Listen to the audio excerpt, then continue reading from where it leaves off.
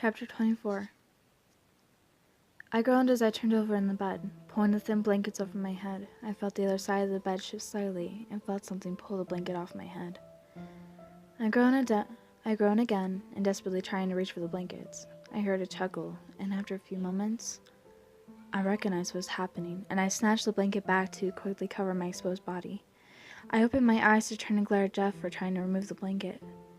My attempt quickly failed as I felt my cheeks flood with heat. I found myself unable to look away from Jeff's disturbingly pale and surprisingly muscular chest. Like what you see?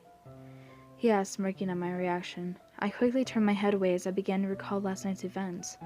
I began to feel every part of my mind unravel the longer I thought about it. I think you owe me one, Jeff said suddenly in my ear, making me jump. He laughed as I desperately grabbed my clothes off the floor and used my blanket as cover as I ran to the bathroom. Why are you going in there? It's not like I haven't already seen everything, he said before I slammed the bathroom door shut. I looked in the mirror as I listened to Jeff burst into hysterical laughter at my behavior. I placed a hand over my reddened cheek as I tried to get my heart to calm. I took slow, deep breaths, and eventually my heart seemed to stop pounding in my chest. I quickly pulled my clothes on as I thought of last night again. I shook my head frantically any time I thought of anything that could even be slightly perceived as a compliment to Jeff. Eventually I was able to pull myself somewhat together, enough to leave the bathroom.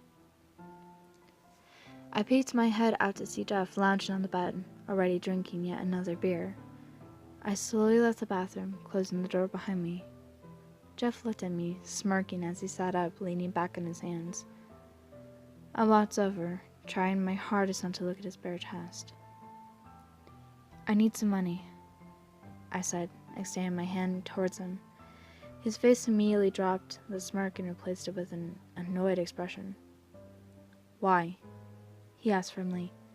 My main reason was to get away from him so I could think properly, but I also really needed some proper clothes.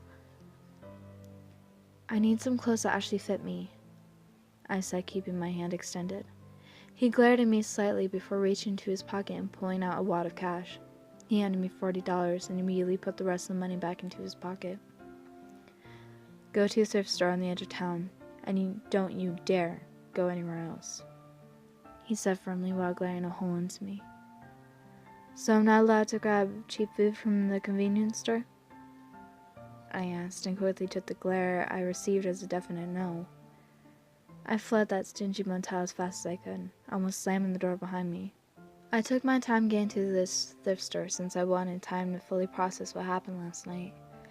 I had several people along the way offer to give me a ride, but I refused every time, mainly because I didn't want to get kidnapped, but also then I wouldn't have much time to think.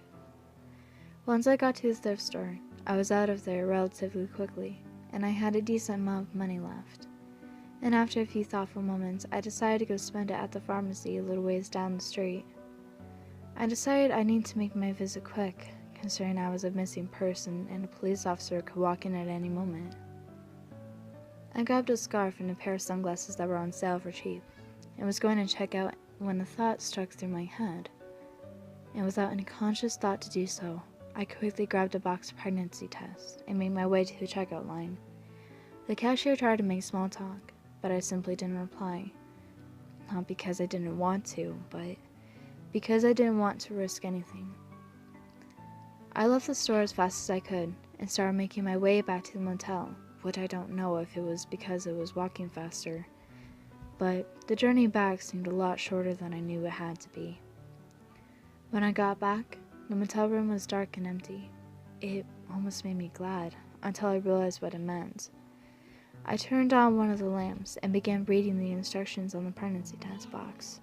I groaned when I read the line basically saying I'd have to wait 3 days. I quickly decided to find a way to hide the test as I became afraid of Jeff's reaction to it. I decided to slip it under the bed close to the bedside table, and then went to go take a shower. A little while after I started my time of relaxation, I heard the door to the room open through the paper-thin walls. I finished up my shower, and when I got out, Jeff was opening one of the leftover bottles from last night.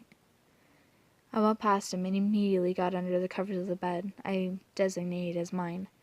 I heard him chuckle behind me, and I decided to ignore it and avoid potentially getting him angry.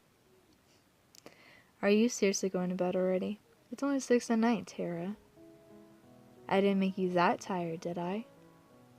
Jeff said, chuckling to himself. Don't flatter yourself. I just don't want to look at your face, I said, stiffly a yawn. Really? I felt like you were obsessed with my face last night, he said, laughing when I pulled the blankets over my head. I buried my face into the pillows as my face seemed to suddenly heat up. Would you stop mentioning last night? I said, less asking more and telling him to stop. Why? Are you embarrassed that you enjoyed your time with a serial killer? Or was it the fact that you lost your virginity to one? He said, and I could almost hear the smirk on his face. Leave me alone. I'm trying to sleep, I said as my face suddenly heated up again. Fine, you're missing out on something great though, he said, chuckling as I felt the bed shift. Go away, you pervert, I said, and he erupted into laughter. Whatever you say, Tara, he said, sending chills down my spine the way he said my name.